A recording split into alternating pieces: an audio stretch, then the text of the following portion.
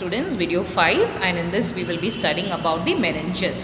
We will see what is meninges. Okay, so the brain and the spinal cord are protected by three coverings which are called as meninges. They are dura mater, arachnoid matter, pia mater. So these are the three coverings which is covering the brain and the spinal cord. So already we have seen brain and spinal cord. We are dealing with the central nervous system. So we have dealt with the structures, we have dealt their functions. Okay, so now we will see the meninges. So there can be a question separately asking the meninges. So brain and the spinal cord is covered with three coverings, and that is called as meninges. Okay, so we have dura mater, arachnoid matter and pia mater. Okay, so when we say dura mater, this forms the outer layer. Okay, so dura mater is nothing but it forms the outer layer, arachnoid matter it forms the middle layer, and pia matter it forms the inner layer. Okay, so it forms the outer layer, it forms the middle layer, it forms the inner layer. Dura mater it forms the outer layer, and then arachnoid is the middle layer, pia mater is the inner layer. So dura will be outside, inside is the arachnoid, below the arachnoid that is covering the brain and the spinal cord is the pia mater. Okay, important study. So there is a diagram that is given how these are covering skull bone, then you see arachnoid matter and subarachnoid space, dura mater, pia mater and the brain. The coverings are given. Okay, next we will deal with how it is and how it is separated. So talking about the dura mater. So dura mater, it is the outermost fibrous membrane. We have studied that, right? It is outermost fibrous membrane, which is thick membrane. It lines the interior of the skull. So it is lining the interior part of the skull. Okay, it contains two folds which project into cranial cavity. It contains two folds which project into cranial cavity. So they are, we have studied this already. Flat cerebri which divides the right and left hemisphere, and then tentorium cerebelli. Okay, we have dealt about this also. I hope you remember. Where did we study this? Tentorium cerebri. So remember and do your homework. Okay, so you should know where we have studied tentorium cerebelli. Okay, so this lies horizontally. It separates the cerebrum and the cerebellum. So answer is there, right? So this is the one which separates part of the dura mater. Do you remember that we have studied part of the dura mater which separates the cerebrum and the cerebellum? Okay, so it lies the horizontal. So this is about the dura mater. So it is the outermost fibrous membrane. It lines the interior of the skull. It contains two folds which project into the cranial activity, and then they are flat cerebri and tentorium cerebelli. Next, going on to arachnoid matter. So it is a this is thin, transparent membrane. It is thin, it is transparent membrane, and then it lies between dura mater and pia mater. We have seen that like sandwich, it is between, right, two membrane. Okay, and it is thin, it is not thick fibrous like the dura mater. So it lies between dura and pia mater. The space between arachnoid matter and pia mater is called as subarachnoid space. So the space between the subarachnoid matter and pia mater, there is a space which is called as subarachnoid space. Please remember all these. Okay, that's why I am posting in small videos with clear explanation. Make sure that you learn it. And then this space contains the cerebrospinal fluid. So this is thin, transparent membrane. It lies between the dura and the pia mater. There is a space between the arachnoid matter and the pia mater, which is called a subarachnoid space, and this is filled with the cerebrospinal fluid. And then you have the pia mater. So talking about the pia mater, it is the innermost layer. We know now this is the last layer, innermost layer, which covers the brain and the spinal cord. It closely covers the brain and the spinal cord. Also, it dips into the fissures of the brain. There are so many fissures, so it dips, almost sticks to the fissures of the brain. It contains the minute blood vessels which supply the brain and the spinal cord.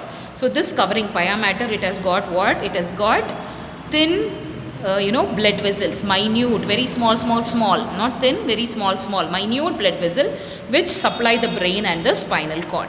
Okay, next, so we have done with 3 membrane, and you should know what are their functions, how they look. So dura mater, flax cerebri, tentorium cerebelli. Arachnoid matter, arachnoid space, CSF. Remember this. Then pia mater, where it is, and it has got minute blood vessels. Okay.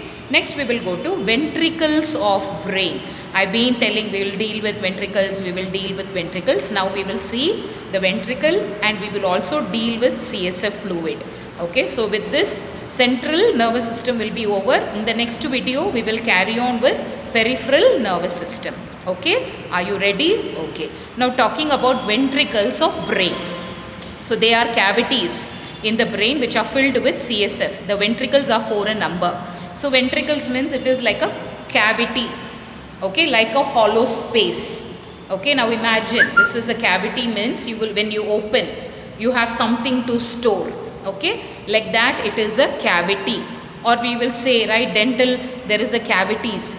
Dental caries, what happens? There is a cavity. What happens? All the microorganism is eating the teeth, and there is a space. Okay, so that is called as cavity. Okay, so there are cavities in the brain, and what is this filled with? So whenever there is empty space, it will be filled with something, right? So here it is filled with cerebrospinal fluid, and these ventricles are 4 in number. They are the right and left lateral ventricle, which lie in each cerebral hemisphere. So there are 2 hemisphere, right and left. So you can see that there are ventricles which lie on the right and left, and these are lateral ventricle which lie one in each cerebral hemisphere. So in right you have one ventricle, right hemisphere you have right ventricle, and the left hemisphere you have the left ventricle.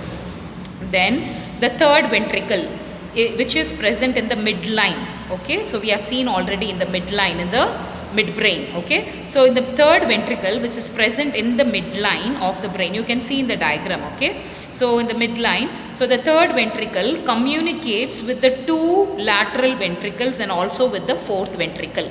So this third ventricle is actually found in the midline, and then this third ventricle, it communicates with the 2 lateral ventricles and also with the 4th ventricle.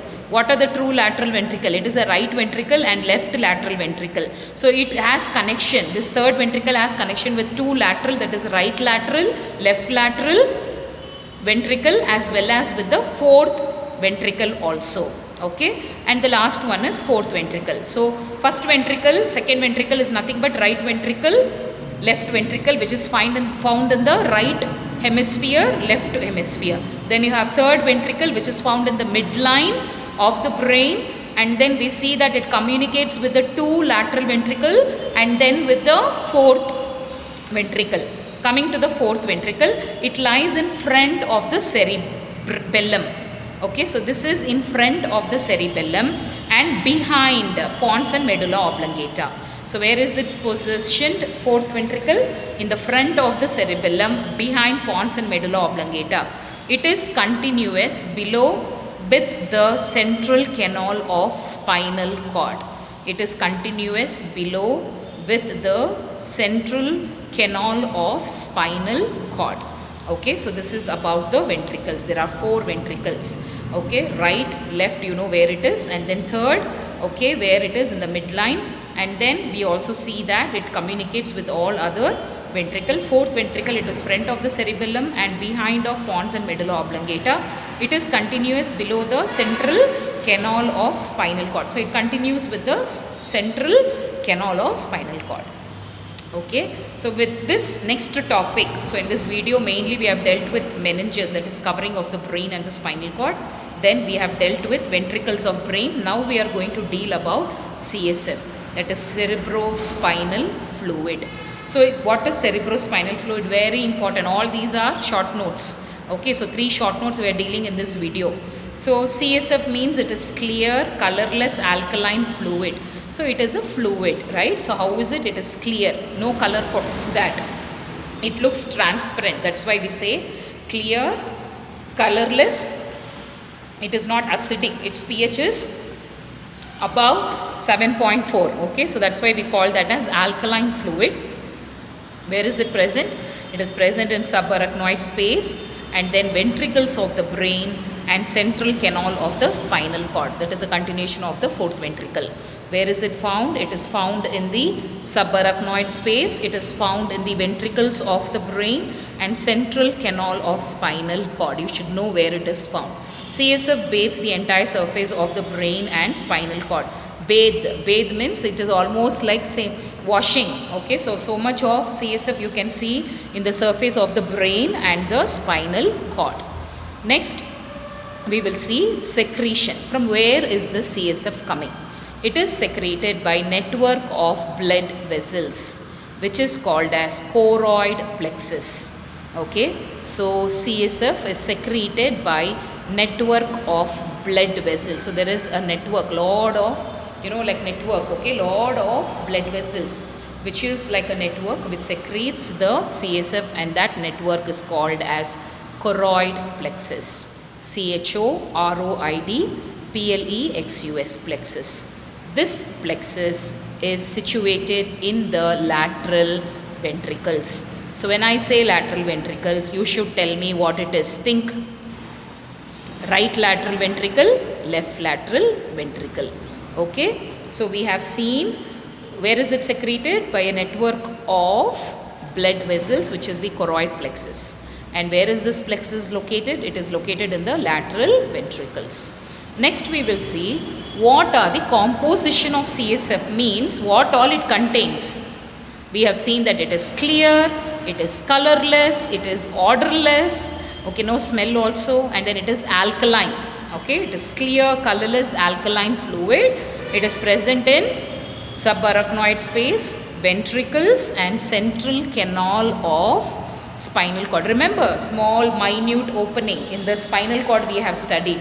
So in that opening, the CSF is flowing, almost it is bathing. Okay, it is so much that it bathes the brain and the spinal cord. So secretion choroid plexus. Okay, now we will go into composition. So it contains water, glucose, proteins, nitrogenous substance, electrolytes like sodium, potassium, calcium chlorides, and a few cells, mostly lymphocytes, WBC. Okay, so these are the contents or composition. It contains water, it contains glucose, it contains proteins, it contains nitrogenous substance, electrolytes like sodium, potassium, calcium and chloride. Okay, and few cells of lymphocytes. So WBC. Now talking about the CSF. So in some infection and all, they will take the CSF to see if there is any bacteria. If in case of brain infection, or that is meningitis, or inflammation of the coverings of the brain. So coverings of the brain is called as meninges, MENINGES, meninges. Okay, so meningitis is inflammation of the meninges. So what is meninges? It is the covering. So what are the covering? Already we have seen dura mater, arachnoid matter and pia matter. Okay, so these are the composition. Next we will go to functions of CSF. What are the functions of cerebrospinal fluid? So it protects the brain and spinal cord from shock. So it acts as a cushion. Okay, so any fall, anything, this is like a water, right? So it will protect the brain from shock. Okay, brain and spinal cord from shock. It conveys nutrients. So we see it has got electrolytes of glucose. Okay, so it provides nutrients to the brain and the spinal cord. And we also saw that it has got nitrogenous products, okay, which are waste products. It removes the waste product of the brain and spinal cord. Okay, so these are the functions of CSF. So in this video, mainly we have dealt with the coverings of the meninges. Okay, we started from the meninges, and then we studied about the ventricles, 4 ventricles, then CSF, where is secreted, and what are the composition and functions of CSF. Okay, so make sure that you study well. Okay, and next peripheral nervous system I will be posting in the next video.